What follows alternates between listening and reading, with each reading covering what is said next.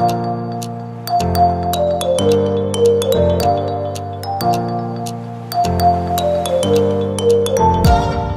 everyone, I'm your Ate Justine, Danielle, Bautista, and welcome to the second webinar of the JLE National E-Conference Series. So I know that yesterday, your Ate Shelo already discussed what the JLE National E-Conference is and its purpose. So for this webinar and the rest of the webinars that we will be having for the next weeks, our discussion will be focused on the WAGGGS leadership model.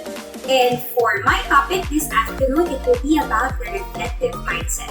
So can I know your thoughts what the reflective mindset is in the comment section down below? And baka may idea na rin kayo kung ano ba, about saan ba yun? Or baka meron na kayong mga guests na kung ano yung mga topics na i-discuss natin. So I want to hear your thoughts in the comment section. And habang nagko-comment kayo, kwentuhan ko rin muna kayo ng experience ko sa Juliette Low Seminar 2019, which is also the reason why we have this webinar series. So last November 2019, I, with Ate Aki, participated in the JLS 2019 in the Maldives Hub. And the JLS 2019 is actually simultaneously conducted sa iba-ibang mga countries. And sa case namin ni Ate Aki sa Maldives. And super fun lang din talaga ng experience. And super daming natutunan. I learned about the new WAGGGS leadership model. And aside from that, marami kami mga topics na discuss na talagang nakatulong for me to improve my leadership practice. And we tackled a lot about the gender equality and how it is related to the Sustainable Development Goals or the SDGs. And yung pinaka-highlight ng mga Girl Scouting experience na napupuntahan natin, maybe it be local or international, is syempre hindi mawawala yung mag-uuwi tayo na ang dami natin mga memories na na-gain at mga friends na mga bagong kaibigan na na-meet na ako up until now, yung communication namin nandun pa din talaga. And ano pa ba? Siguro bonus na lang din talaga na I enjoyed the beach kasi super, talaga, I really love being at the beach and nakapag-tour na rin. So, that's my highlight of my JLS 2019 experience. And your Ate Shelo also mentioned na after attending the JLS 2019, we need to conduct a 100 Girls project, which is also the reason why we have this webinar series. And in my case, I will be conducting the Project Valuable. If you're aware of that, I've already launched my Facebook page. So Project Valuable is about gender-based stereotypes on body image and how it affects our body confidence and mental health. So that's it. I'll be conducting that project. So watch out na lang din sa page ko kung ano yung mga activities na gagawin namin. So yung mga napapawaw dyan na wow ate, talaga nakapunta ka na ng Maldives, na-experience mo yung mga ganong bagay. Huwag kayong mainggit girls kasi I know na someday, who knows, diba? Malay nyo kayo din. Kayo na yung susunod na makakapunta sa mga lugar na yun. Kasi sa akin, dati talaga, dream ko lang din talaga yun. And siguro, it's not just about hard work kung bakit ko, paano ko narating yung mga bagay na yun. It's more of my love and dedication for the Girl Scouting movement. So, ang dami ko ng kwento. I'm sure na marami na rin kayong comments. So, nakikita ko nga na, ayan, diba, may mga ideas na rin kayo about the reflective mindset. So, that's it. Siguro proceed na tayo sa ating discussion. So now let's proceed with the discussion of the topic that we have for this afternoon. So I've already mentioned that our second topic for the second webinar will be about the reflective mindset. So first, let's define what is reflective practice. Reflective practice is thinking about or reflecting on what to do. It is closely linked to the concept of learning from experience, in that you think about what you did and what happened and decide from that what would you do differently next time. So, it is normal for us to think about the things that is happening in our daily lives, diba? Minsan pa nga, we tend to overthink na, ba't yan nangyari yun? Ano yung nangyari? Bakit kailangan na ma-experience natin yun? But the question is, are we doing casual thinking or reflective thinking? Are we helping ourselves to have a full understanding of what really happened to us? Tinatanong ba natin ano ba yung nangyari, bakit kaya yung nangyari, at kung ano kaya yung pwede kong baguhin sa mga actions ko to improve yung result ng mga nangyari just in case na I will be in the same situation in the near future? Or nag-overthink lang tayo, talagang iniisip lang natin but hindi natin tinutulungan yung sarili natin na maintindihan kung ano yung nangyari? Because that's not reflective thinking. Reflective thinking is a much more deeper way of trying to understand what happened to us. So, before I proceed with the discussion, I want you all to watch a short video that will help you understand our today's topic. What is critical reflection? We reflect all the time. Anytime we think back on something that happened and imagine how we might do it differently next time. Critical reflection is similar but involves a more formal process. It requires carefully considering how events and experiences have led to personal growth and how we might think or act differently in the future as a result. A critical reflection is not simply a summary of what happened or a report of how you felt during an experience. For a reflection to be critical, you must make connections between what happened, what you learned from that experience, and how you will apply that learning in the future. Your reflection doesn't have to be about a positive or successful experience. We often learn the most when things don't go right. The key is to choose an experience where you learn something important that has changed your beliefs or actions in some way. If you have been asked to relate your experience to specific concepts, make sure you choose an experience that you can relate to those concepts. One model for critical reflection is a three-stage process known as what, so what, now what, developed by Terry Borton. Let's walk through the three stages together. Stage 1. What? What happened in a particular situation? Replay the event in your mind as though it were happening in front of you on a movie screen. What do you see? Be as objective as possible. Try not to attach any judgments at this stage. Stage 2. So what? Analyze the experience more deeply. What was important about the situation for you? How does this experience connect to course concepts?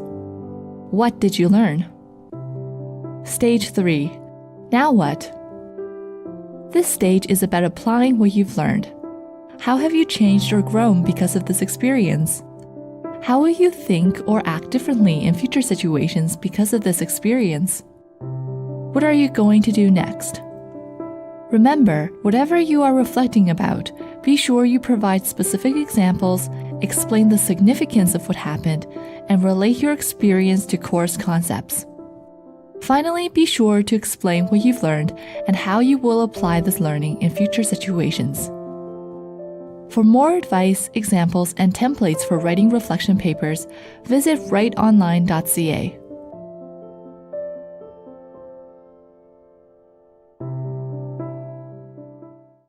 So I hope that you've learned a lot from the video that you've watched. Yes, critical reflection or reflective thinking is about how events and experiences helps us grow as an individual and how these learnings can influence our future actions. And I really do agree that we often learn the most valuable things or learnings in life during tough times. Yan yung tipong nahihirapan ka ng sobra ngayon, hindi mo man maintindihan kung bakit mo kailangan ma-experience yan. But eventually, after mo na ma-survive yung struggle na yan, you will learn something na super worth it, na masasabi mo na buti na lang pinagdaanan ko yun kasi ito yung natutunan ko. So now that we know the what, so what, now what, we can now evaluate our daily experiences by asking ourselves, what happened to us? Ano yung nangyari sa atin? And so what? Ano yung natutunan ko from this experience? And the now what? How can I apply these learnings in my future actions? So now that we have an understanding about what is critical reflection or the reflective practice, let's now see how WAGGGS or the World Association of Girl Guides and Girl Scouts define the reflective mindset and how they see this as an essential part of our leadership practice. Bakit ba importante yung reflective mindset para sa ating leaders? So, the reflective mindset or leading yourself, as defined by WAGGGS, draw meaning from past experiences, and think about the behavior and its impact. Explore your values and how to be true to them when you practice leadership. Cultivate curiosity. Hold space for learning about caring for yourself. Recognize and create conditions you need to thrive. So for WAGGGS, through the reflective mindset, we have a better understanding of what is happening to us. Naiintindihan natin kung bakit nangyayari yun at kung ano yung mga natutunan natin. In short, mas nauunawan natin yung mga na-experience natin everyday, lalo na tayo bilang isang leader, and how we behave or reacted to that particular experience.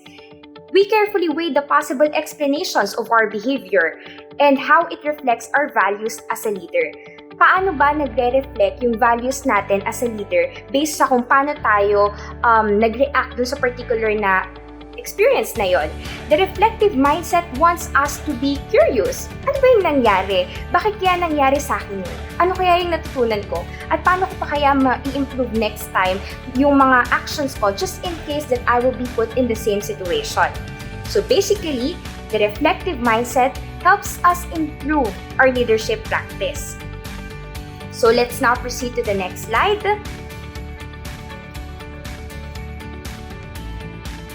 Reflection is not only about soul searching, it also helps us hold up a mirror how we are responding to the world around us. It enables us to draw meaning from our experience and apply a higher awareness to how we manage ourselves in future experiences, creating a positive learning cycle that helps us develop leadership concretely through practice. This simply means that when doing a reflection, it is not just about understanding our emotions towards a particular thing or scenario, but it is more on giving meaning to these emotions and trying to come up with useful learnings out of it, diba? Na ito yung naramdaman natin at naiintindihan natin kung bakit natin naramdaman yon based dun sa kung ano yung nangyari. At ito yung natutunan ko based from kung paano ako nag-react at kung ano yung na-experience ko. Kaya nga, di ba, pag pinapagawa tayo ng reflection paper, hindi mo naman pwedeng ilagay na lang doon na I felt happy watching this movie or reading this book. Subukan mong ilagay yan pag hindi ka pinagalitan ng teacher mo, di ba? Na bakit yan lang yung nilagay mo. Kaya nga, di ba, pag gumagawa tayo ng reflection, we try to explain why we felt that way. We even try to rationalize the actions of the characters. Na kung tayo yung nasa sitwasyon na yun, bakit ko kaya gagawin yun? Kung ako yung character na yun, bakit ko kaya gagawin yun? So in short, through the reflective mindset, we are able to come up with meaningful learnings na malaki yung maitutulong natin sa leadership practice natin. So ngayon, bakit nga ba natin pinag-uusapan yung reflective mindset? Importante ba siya sa atin bilang isang leader? Is reflective mindset related to leadership? Yes, of course. Because we have the reflective leadership. Ate, ano yung reflective leadership? Reflective leadership can be considered as a way of approaching the work of being a leader by leading one's life with presence and personal mastery. In other words, it requires learning to be present, to be aware and attentive to our experience with people in our daily life, and it regards leadership from the standpoint of human experience. So why do you think WAGGGS says that reflective mindset is leading yourself or leading one's life? Because WAGGGS or the reflective mindset enables us to take control of what is happening in our life. Kasi alam natin, kilala natin yung sarili natin. Alam natin kung bakit tayo nagre-react ng ganun. Alam natin yung values natin as a leader. Diba? Na kaya tayo nagre-react ng, in a particular way kasi meron tayong rason kung bakit tayo ganun mag-behave. Diba? Reflective mindset also helps us get to know ourselves, our behaviors, our values in life. By that, we become masters of our own life. Kasi mas nakikilala natin yung sarili natin by reflecting on our actions. Or hindi na lang yung actions natin pati na din yung mismong values natin na kung paano tayo makipag-interact sa kanila at kung paano natin mismo i-lead yung mga taong nakapaligid sa atin. And alam natin kung bakit natin ginagawa yon. In short, kilala natin yung sarili natin, yung identity natin bilang isang leader. That's how important it is to become a reflective leader. Kasi imagine niyo, nasa isang sitwasyon kayo, ganito kayo mag-react, pero hindi nyo ma-explain kung bakit kayo ganun mag-react. How can your members trust you as their leader or your colleagues? Paano sila magtitiwala sa'yo? If you yourself as a leader, you can explain why you are doing it, why you are doing or reacting in that way, diba? So mahirap. How can you earn their trust, diba? If you can even explain kung bakit, or kung hindi mo kilala yung identity mo bilang isang leader. So now that we know the importance of the reflective mindset and how crucial it is to be able to practice it and become reflective leaders, the next question is how? How do we become reflective leaders? Ate, ano ba yung mga kailangan naming gawin para maging reflective leaders kami or ma-practice namin ng maayos yung reflective mindset? So in an article published by Hudson, they've listed 3 reflective leadership habits of highly effective leaders. So let's discuss it one by one. First, make time for reflective journaling. 10 minutes a day or even just 10 minutes a week to start. Using a template to write about experiences is better than just thinking about them. Again, you can avoid rumination or deep considered thoughts about something by taking a structured approach. Some find a recording, an audio journal, suit their style much better. Either way, having some record that you can return to allows growth to be measured instead of thoughts getting lost. So, mas maganda if magkakaroon kayo ng parang diary nyo as a leader sa mga ginagawa ninyo. You can list it down and ask yourself with the questions that I will be discussing later. Kasi mas maganda yon. At least you can go back to that na kapag nangyari ulit yun, pwedeng basahin nyo lang yun na ito pala yung nangyari, ito pala yung ginawa ko. And matutulungan kayo sa mga future na actions nyo na gagawin. So, the following are some of the questions that you might ask yourself in doing journaling. First, what have I learned? Ano yung natutunan ko sa pangyayari na ito? Second, what are my feelings and thoughts as it was happening? Ano ba yung mga nararamdaman ko habang nangyayari yun? Am I happy or am I sad? Or kapag minsan nakaka-experience kayo ng parang failure or difficulty in your leadership practice, ano ba yung nararamdaman ko? Natutuwa ba ako kasi kahit papano meron na akong matututunan dito sa pangyayari na to? Or talagang nalulugmok lang ako at di-disappoint ako sa sarili ko? So you can write it down. Third, how could I explain my experience? Ano ba, in what way can I describe this experience, di ba? Paano ko maisusulat or masasabi sa inyo through writing kung ano yung na-experience ko? Fourth, how could I make use of learning for my future actions, di ba? Paano ko ba magagamit yung mga bagay na natutunan ko based from this experience sa mga future na actions ko? Fifth, what is your opinion of the way you felt and acted? Do you think na nag-overreact ka that time? Or do you think napaka-impulsive mo to react that way? Or feeling mo tama lang at naiintindihan mo yung sarili mo kung bakit ka ganun nag-react? 6. How have I reacted and behaved? Paano ba ako nag-react? Paano din ba ako nag-behave dun sa situation na yun? So these are just the 3 questions na pwede nyong i-ask sa sarili nyo when doing journaling. So next, ano yung second na pwede nyong gawin to practice the reflective leadership? Second, find a peer to share experiences with you on a regular basis. It could be someone at a similar level within your organization or even at another organization operating in a similar role. So bakit importante na similar role? Kasi maiintindihan kanya kapag nagkwento ka sa kanya kasi nga parehas lang din kayo ng na-experience. So if ikaw yung isang president ng isang organization, you might want to ask your friends na meron ding hinuhold na position na president din siya sa isang organization, di ba? Para mas maintindihan niya din talaga kayo at makarelate siya sa kung ano yung na-experience ninyo. Make time to sit down and unpack recent experiences together. Share mo kung ano yung mga na-experience mo, di ba? And let him or her to share din kung ano yung mga na-experience niya.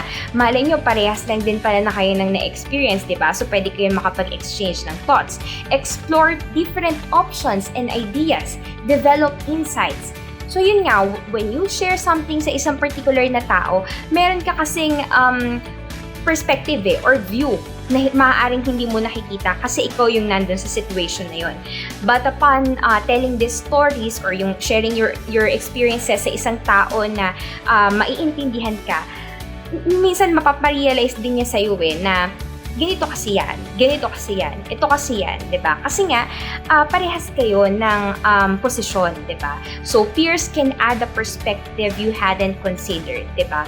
Minsan, marireal talk ka pa, diba? But you have to learn to accept constructive criticisms kasi makakatulong din sa'yo yon bilang isang leader.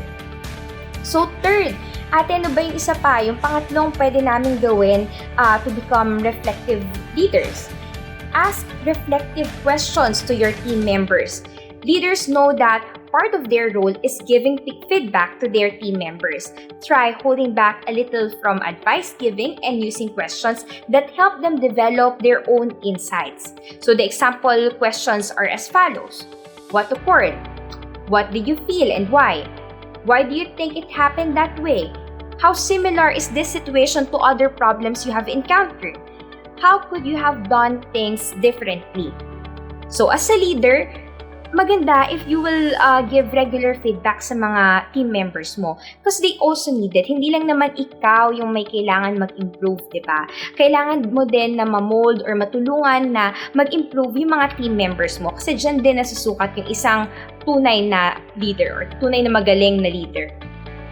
So, like for example, try natin gamitin itong mga questions na to.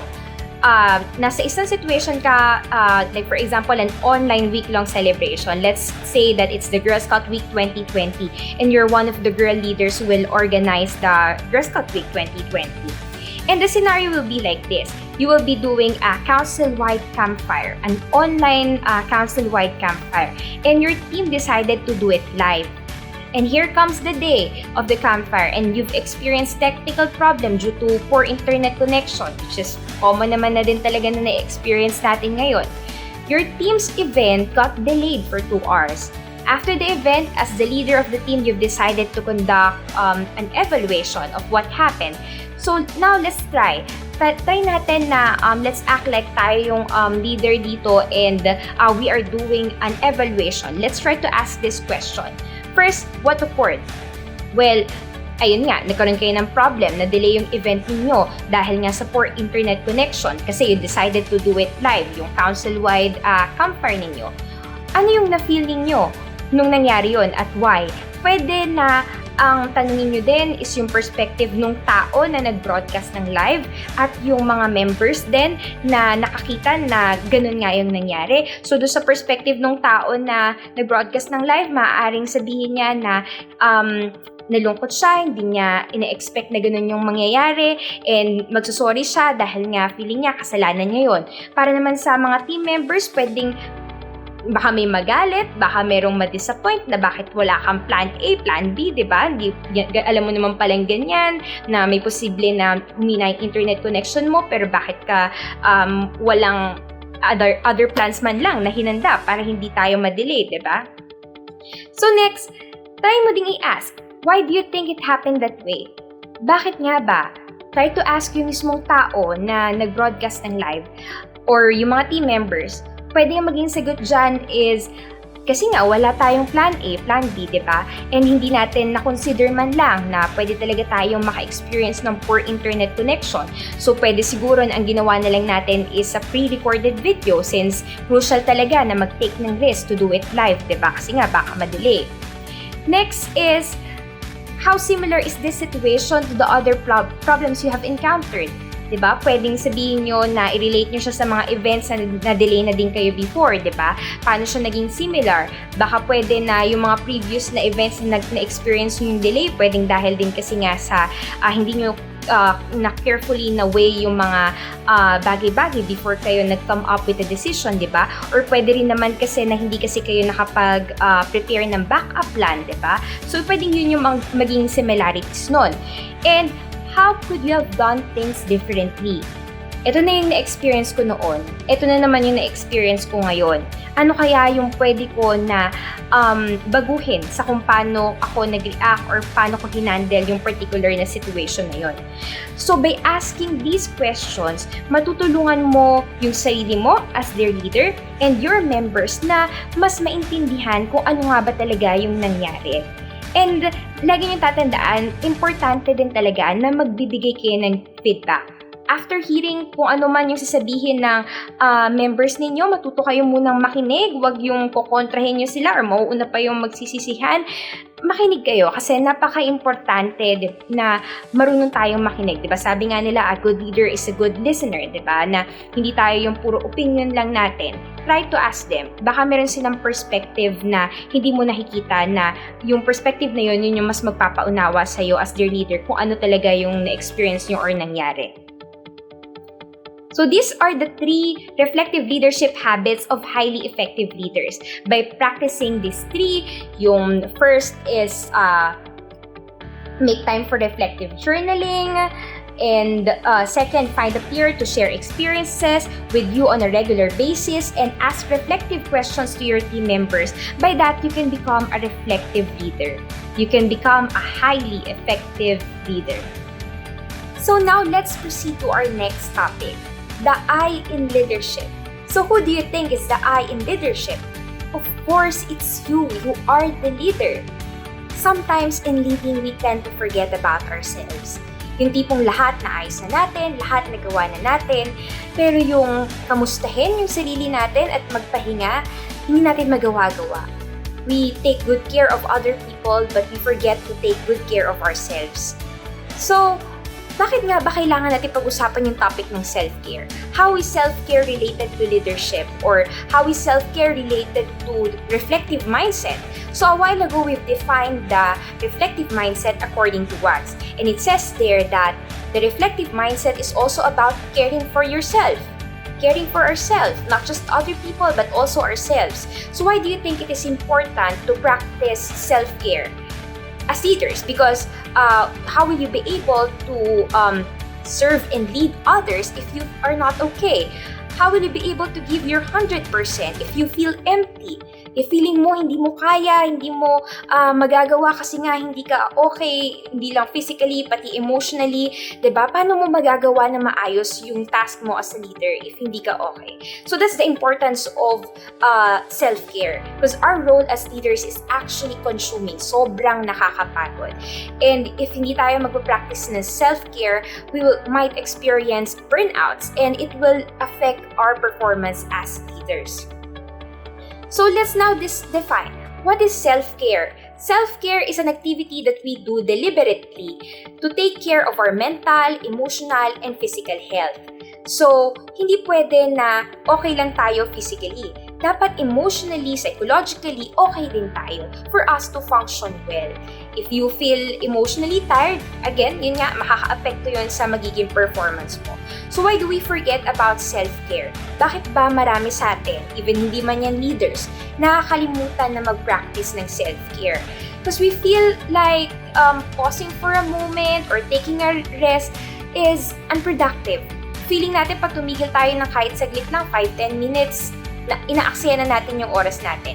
Lagi natin iniisip, yung 5-10 minutes na yun, pwedeng tinapos ko na yung gagawin ko eh. Hindi natin na-realize na pwedeng yung pag-pause natin na yun, it would actually keep us going. Pwedeng mas mamotivate tayo kasi nakapagpahinga tayo, na-recharge tayo kahit papano, di ba? Because self-care is not actually a selfish act. Hindi siya act of being selfish na sarili lang natin yung iniisip natin. Self-care is also like taking care of other people. Hindi lang yung sarili natin. Because when we practice self-care, we will be able to serve others in the way na deserve nila yung pag-serve natin sa kanila or yung magiging actions natin or yung magiging performance natin as their leader. So, it is not actually being selfish. Yan yung dapat na erase natin sa mindset natin eh. Na hindi siya pagiging selfish. Practicing self-care is not actually being selfish. So, why is there a need to practice self-care? Because you cannot drink from an empty cup. Fill yourself up. You are worth it. How will you be able to serve and lead others if, yun nga, empty ka, you feel sad, emotionally drained ka, hindi ka okay, hindi ka na motivated, feeling mo hindi mo na kaya, paano ka magpa-function very well, di ba? Be kind to yourself enough to not just acknowledge how you feel, but also to take into consideration your feelings. Iba kasi yung alam mo lang na pagod ako ngayon at malungkot ako, hindi ako okay. Iba yun eh. Iba yung alam mo lang na ganun. Iba yung i-take mo in consideration kung ano yung gagawin mo. Alam ko na pagod ako ngayon, alam ko na malungkot ako, so titigil muna ako. I will pause for a moment and I will take a rest. I will recharge. Magkaiba yun. Always remember that taking time to take care for yourself is actually worth it. Because you yourself, you are worth it. So, let's now proceed. Ate, ano ba yung mga kailangan naming gawin to practice self-care? How do you feel your cup? If you feel empty now, paano ko makakapag-recharge? How can I pick up myself and be motivated again? So there are some things na kailangan natin gawin or pwede natin gawin for us to be able to practice self-care. First, set boundaries. When was the last time I said no? You have to learn how to say no. Hindi pwedeng sa lahat ng bagay, oo lang tayo ng oo. Hindi pwedeng lahat ng task, tatanggapin lang natin. Yung tipong hindi na nga tayo okay, sobrang dami na nung kailangan natin gawin, pero oo pa rin tayo ng oo. Kailangan mo i-consider yung sarili mo. Kaya ko pa ba? Magagawa ko pa ba to? Kasi hindi lang yung sa kaya mo eh. Pwede naman na baka naman kasi nga tinanggap mo, hindi mo kayang gawin, then nakadisappoint ka ng iba, and then it will affect you. Kasi alam mo na you disappointed other people, diba? So it will affect your mental health, kumbaga. Kasi nga, feeling mo, baka ma-feel mo, you're a disappointment to that person. Next is, am I trying to be the best at all things? Perfection is not obtainable, and striving to be the best is often self-defeating. There is no such thing as perfect. No matter how you plan or organize like a particular event, minsan hindi talaga nangyayari the way we wanted it to be.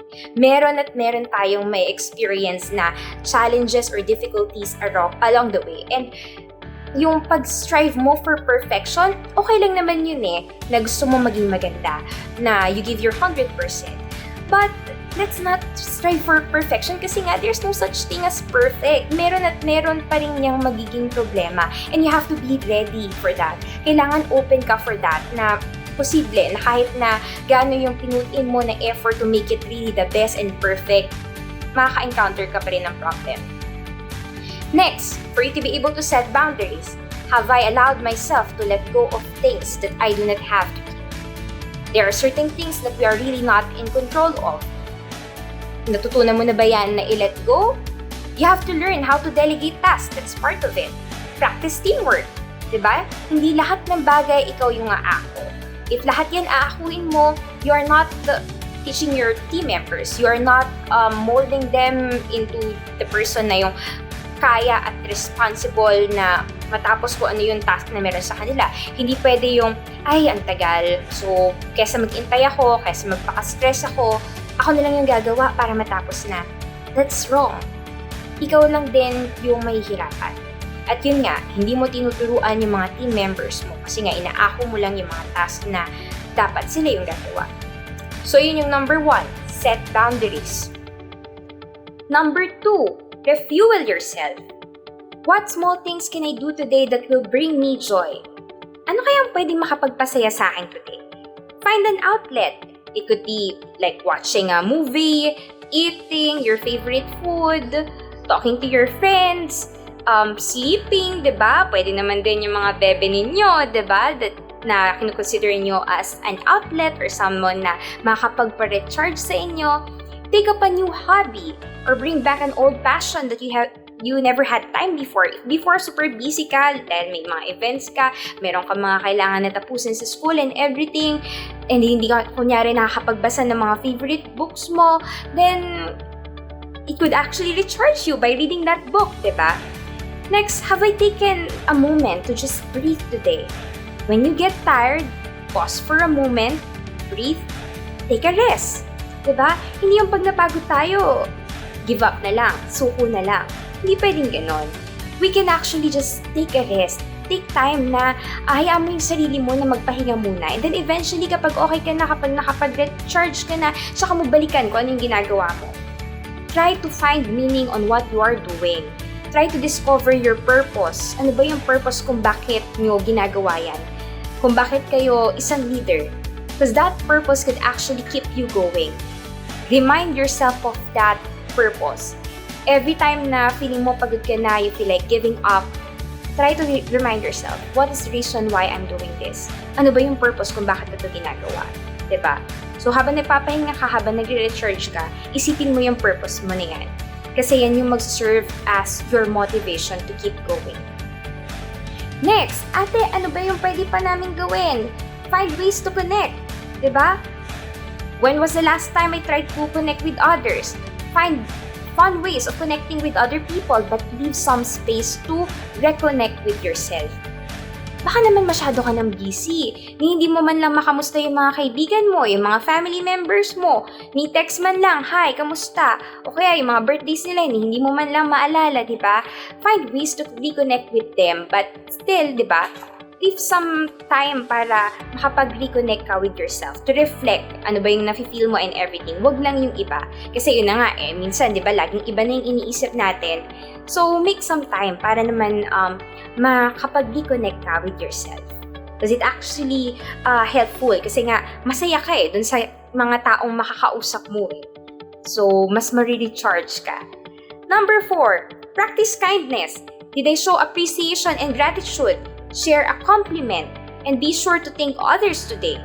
Kindness comes from a position of strength. It is not a weakness. So, naging mabait ba ako or naging positive ba yung vibes ko para sa iba or baka naman napaka-negative ko na pagdating ko pa lang doon, nabugnot na yung mga tao. Diba? When was the last time na kinompliment mo yung team mo? When was the last time na pinakita mo sa kanila kung gaano ka natutuwa sa mga outputs or sa mga ginagawa nila? Kailan ka huling nagpasalamat sa mga team members mo? It could actually bring you some positive vibes Yung makikita mo yung reaction nila after saying a compliment or after praising them for a task na natapos nila. Or baka naman, you're being kind to others but being harsh on yourself. Hindi pwedeng ganon. Take it, sabi ko nga dito, di ba? Take it one day at a time. Was I kind to myself today? Baka sa iba ka lang kind, sa sarili mo hindi. Feel whatever you're feeling. Your feelings are valid. No one could ever invalidate that. Ikaw lang yung nakakaramdam yan. And be kind enough sa sarili mo na i-acknowledge yung nararamdaman mo. At wag yung parang questionin mo pa yung sarili mo na nag-iinarte ka lang. No, that's not healthy for you. So you have to practice kindness. 5.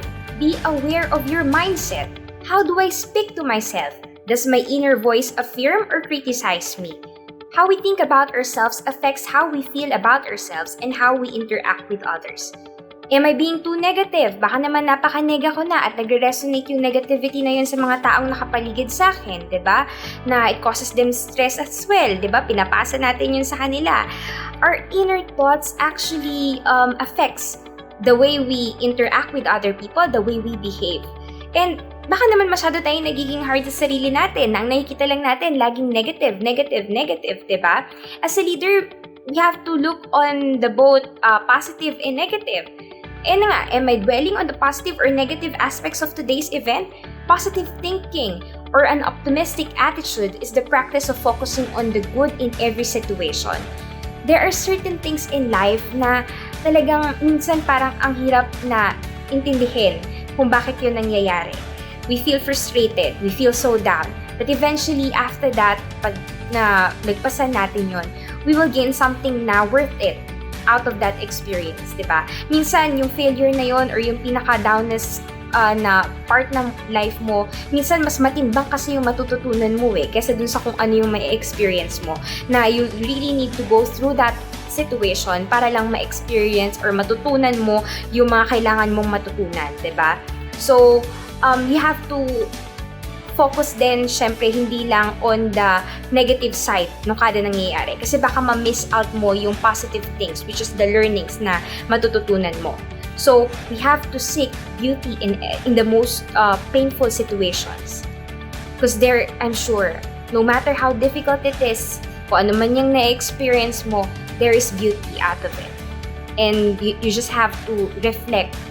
Diba? So that leads us dun sa last, sa pinaka-last na pinaka-importante din na kanina pa din natin na dinidiscuss. Reflect.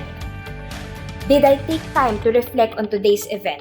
Self-reflection helps to build emotional awareness, which helps you gain a better understanding of your emotions, strengths, weaknesses, and driving factors. If you reflect, alam mo, maintindihan mo kung ano yung nararamdaman mo. And eventually, you'll discover your strength and weaknesses, which is important.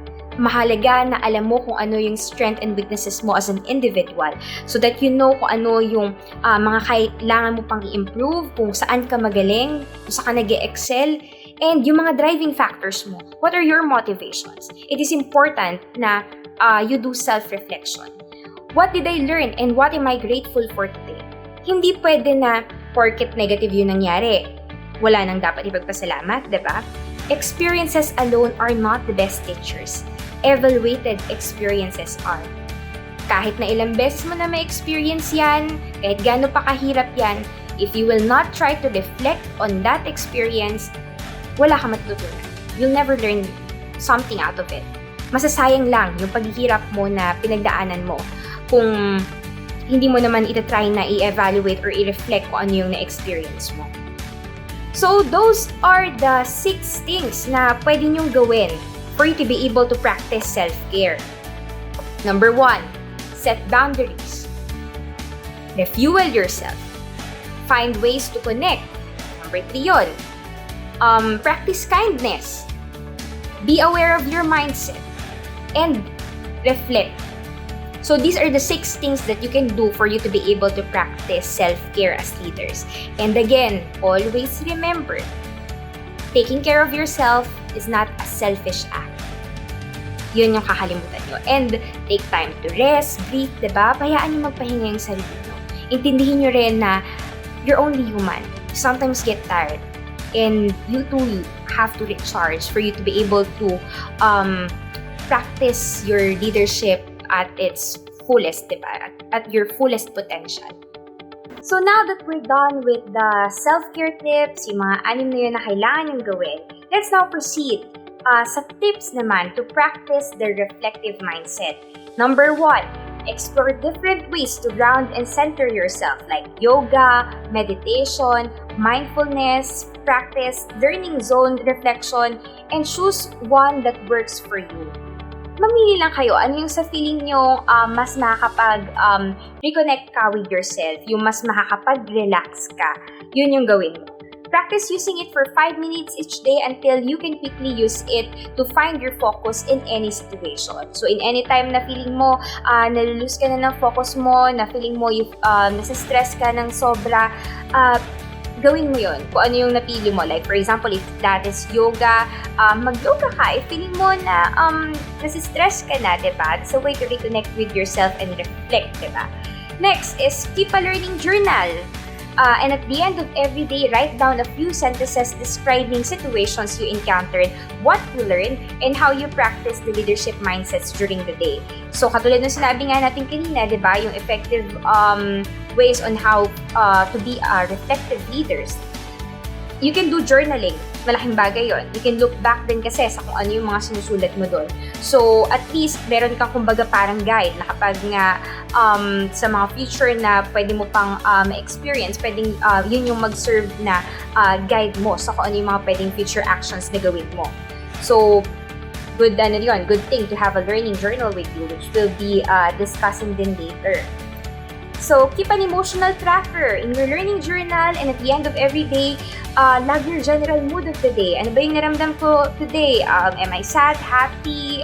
Feeling ko ba super fulfilled ko yung araw ko talaga na to, na ang dami kong nagawa, na I feel so productive? You can log it down. choose a way to describe your emotions that works for you. You can use words, a numerical scale, like on a scale of 1 to 5, with 1 as the highest, ano yung scale ng emotions na nafe-feel ko ngayon. Doodles, colors, songs, emojis, diba? These are things na pwedeng mag-describe ng emotions natin, lalo na sa mga senti na tao. Na minsan yan, na-experience yun na ba yung parang ayaw nyo sabihin kung ano yung nararamdaman mo, pero pinakikinig mo sa isang tao yung isang kanta, kasi feeling mo dun sa kanta na yun, may paparating mo sa kanya kung ano yung nararamdaman mo without even saying kung ano nga exactly yun. So, that could be a way to describe your emotion. Add notes to be in touch with your feelings, your thoughts, your needs, and your desires. So these are important things na isusulat mo sa journal mo. Hindi lang yung kung ano yung nangyari, kung ano yung natutunan ko. It's important to take note of our emotions. Next, practice asking yourself the 5 W's in every situation. Who was involved? What happened? Where did it take place? When did it take place? Why did it happen?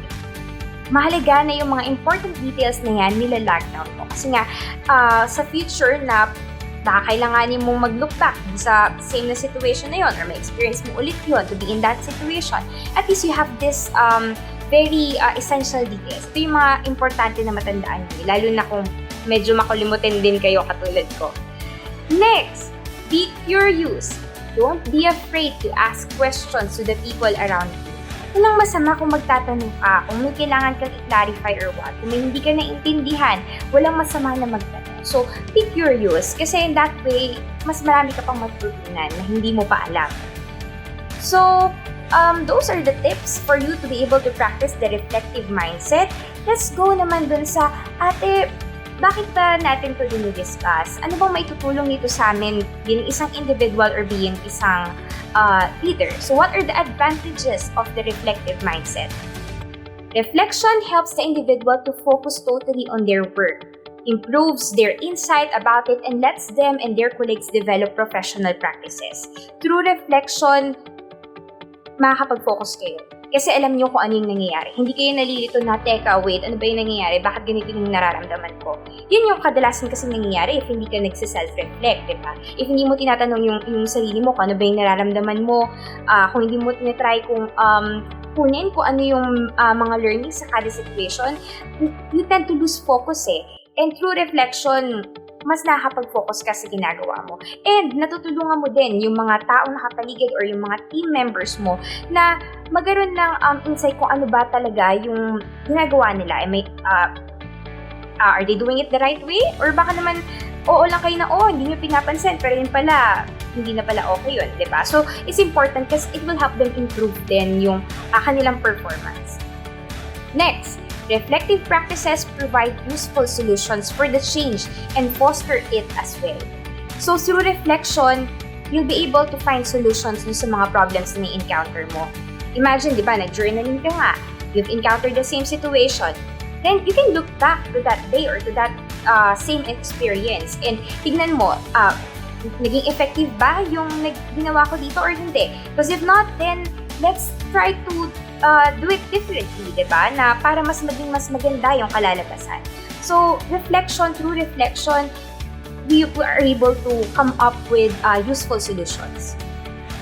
Next, reflective practices help uncover implicit questions. There are some things na kung hindi natin talaga i-reflect or if hindi tayo magsa-self-reflect, hindi natin makukuha.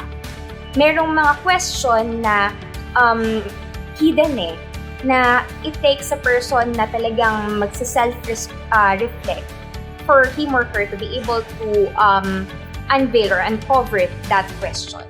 And by that, makakakuha ka din ng sagot through self-reflection din. Makakakuha ka ng sagot dun sa question na yun. Next is reflective practice has a huge benefits in increasing self-awareness, which is a key component of emotional intelligence. So, napaka-importante ng emotional intelligence. Hindi pwedeng basta matalino lang tayo. We have to also be emotionally intelligent, diba? And in developing a better understanding of others. So, it is not just about self-awareness. Through self-reflection or through reflective practice, you'll be able to understand others as well. Kasi Sa isang situation, kapag ngayon yan nangyari, I'm sure, lalo na kung negative, may hirapan ka na maintindihan siya agad. But when you pause for a moment and try to reflect on that situation or kung ano man yung nagawa ng tao na yun, may intindihan mo. Eventually, mas may intindihan mo na kaya pala ganun kasi ganito. So, next, reflective practice can also help you develop creative or thinking skills, di ba? Na it encourages active engagement in work progress or process. Through reflective process, mas nade-develop mo yung pagiging creative mo, na de-discover mo yung mga bagay na kung hindi mo pag-iisipan or i-reflect, hindi mo ma-discover. So you become creative, di ba? Mas nagiging yung mga naging solutions mo, hindi lang siya kumbaga walang basis. Meron kang basis because yung mga bagay na yon is talagang pinag-isipan mo mabuti at talagang nag-self-reflect ka. So that's the advantages of reflective practice. So that actually ends our discussion. Imagine, di ba, ang tagal, pero I hope that you've learned a lot, di ba? And I hope na na-realize ninyo kung gaano ka-importante yung reflective mindset when it comes to our leadership practice. Napaka-importante na mag-practice tayo ng self-reflection. Huwag natin siyang isipin na parang sayang or baka lang kasi mag-overthink ako, because it actually helps din when it comes to our future actions or yung mga susunod na mga decisions na iti-take natin. So just quick recap, diba? Na we can evaluate the things that is happening in our lives. We can do self-reflection by just simply asking what happened. Ano ba yung nangyari? Ano ba yun? Is it positive? Is it negative? Or you can just describe it. Ano ba yung nangyari sa akin today? Ano ba yung nangyari sa particular na event na to or what? Next is, so what? Ano naman ko nangyari yun? What did I learn from this experience? Ano ba yung nag-gain ko na additional na discovery sa sarili ko or what dahil sa nangyari na yun? Next is, now what? Ano naman ngayon kung natutunan mo yun? How can these learnings be applied sa mga future na actions ko? So, these are just 3 simple things na makakatulong sa'yo when it comes to doing self-reflection.